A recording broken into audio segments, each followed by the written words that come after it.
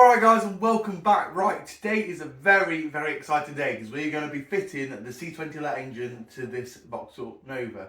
Now, I've already started fitting a few bits back on. So I gave the wiper motor a quick refurbish. I cleaned it with some petrol, painted the back bracket, painted this motor. It looks a lot better. Cleaned up the cables, they're all a bit grubby. Also, the steering rack's just had a quick lick of paint. Not perfect, but just looks a lot better. I put some rubber edging seal around this hole here just to stop the loom chafing. And I've also put a bit across here, again to do the same thing, we don't want it chafing. And here for the intercooler. And I've also painted the brake servo, which I'm now going to fit along with the brake lines.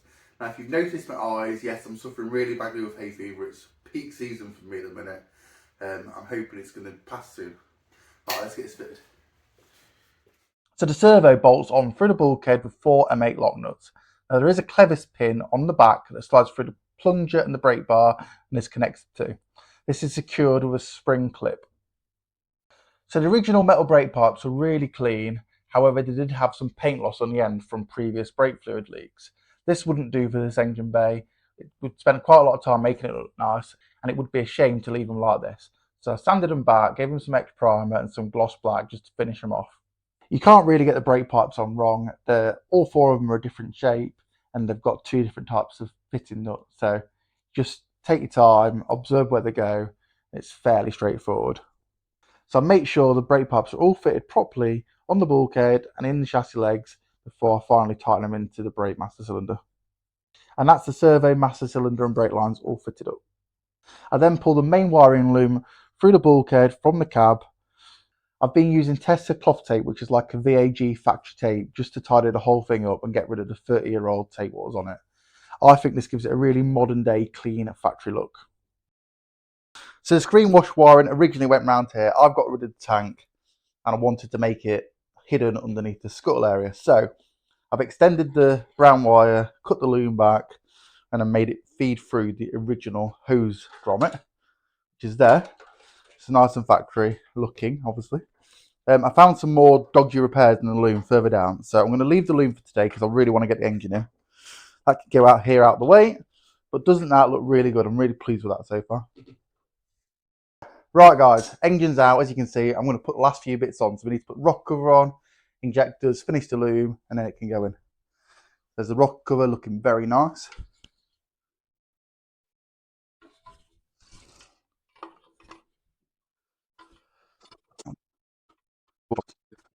Then we can just slide her on.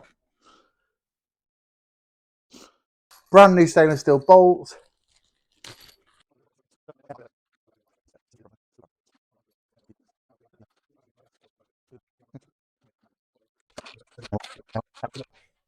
Right, I've just checked and we're actually talking them to 8 Newton meters.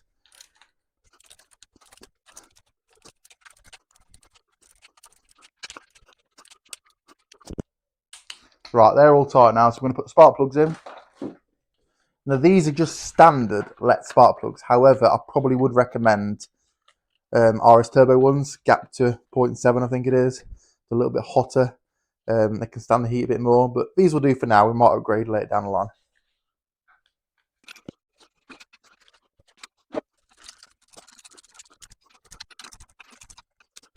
Right, now I'm going to put the plug leads in. So make sure the length's right.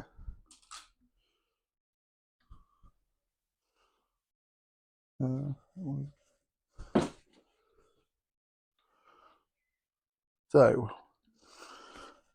1,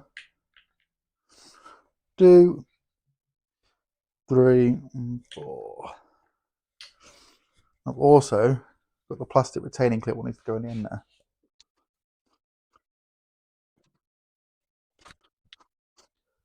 Beautiful. So finally the cover. Doesn't that look nice? So we can now move on to the injectors. Now we've opted for Saab red injectors. These are 360cc standard as opposed to the standard LET ones which are 310cc. Because the ECU on this car is chipped, you can't run the standard injectors on the standard fuel pressure regulator. But if you run these injectors, you can run the standard fuel pressure regulator. That's the option we've kind of gone for. and it's tried and tested and seems to work. All 4 injectors have been professionally tested and cleaned, and they're fitted new filters. Some of them were a little bit down on efficiency, so it was £50 well spent to ensure this engine's not going to run lean and not going to melt a piston. The injectors simply push into the inlet manifold. We use a little bit of lube on each seal just to help them in, and then the fuel rail pushes on top of that, and it's held on with 4 retaining clips. I then fasten the loom to the injectors and fit the ECU earths to the top of the studs. I clip on the final loom plugs and then secure the fuel tank valve. Right, so timing covers on, put the belt on, I've sorted a couple of little bits. We now need to take the engine off the stand, put the crank seal in, put the flywheel on the clutch. Liam's here, he's the owner of the car. He's just polishing the oil cap for it, because that's all he can do really. Shut up. I've winged you out. And he's going to help me put the engine in basically. So let's get this off the stand. Right, brand new rear crank seal. That's going to go in there. My advice is to take your time putting these seals in. You don't want to get it wrong at this stage. Ideally use a large socket or bit of pipe to apply even pressure all the way around the seal as you knock it in. I didn't have anything that big, so I just took my time, I lubed the seal up and just carefully knocked it in with a little hammer. We cleaned the flywheel up with a wire wheel and some sandpaper just to make sure it was nice and clean. Then we fitted new bolts, we Loctited them in and torqued them up to the correct torque settings. Right, annoyingly, the pressure plate was the wrong one. It's for a flat flywheel, and we've got a pot flywheel, so we've used a C20 let outer pressure plate, which I had a good one in stock, and a brand new LUK friction. So hopefully that's going to work. Right, we've had a few issues with the clutch, but we've got there. Gearbox is now on, starter motor's on, ready to go in, aren't we, Liam? We're ready. Boom, let's do it. So we've just masked up this end of the engine because we're a little bit scared of scratching it. It obviously does look really nice. We've lifted the car up a little bit. The idea, we're going to tuck it underneath and then put the crane over the top and hoist it up, hopefully. So, I'll drop that down.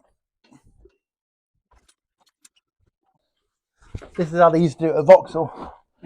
Just the same. Right. Happy with that, mate?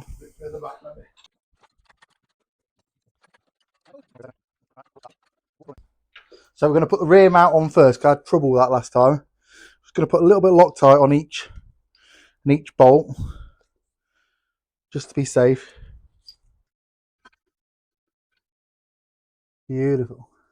The engine's carefully winched into place. It's really not the easiest job, but with a bit of to and fro in, we got there. Liam's extra pair of hands made the job so much easier. Right, as you can see, I'm bloody dripping with sweat. It's like 29 degrees, really hot. It's a little bit awkward to get in. We obviously didn't want to damage anything. We have scratched a little bit of paint on the Saab, but nothing serious. Something to touch up. But it is mounted on its mounts now, so we can take all this crap off. Oh, and then start doing some of the smaller bits.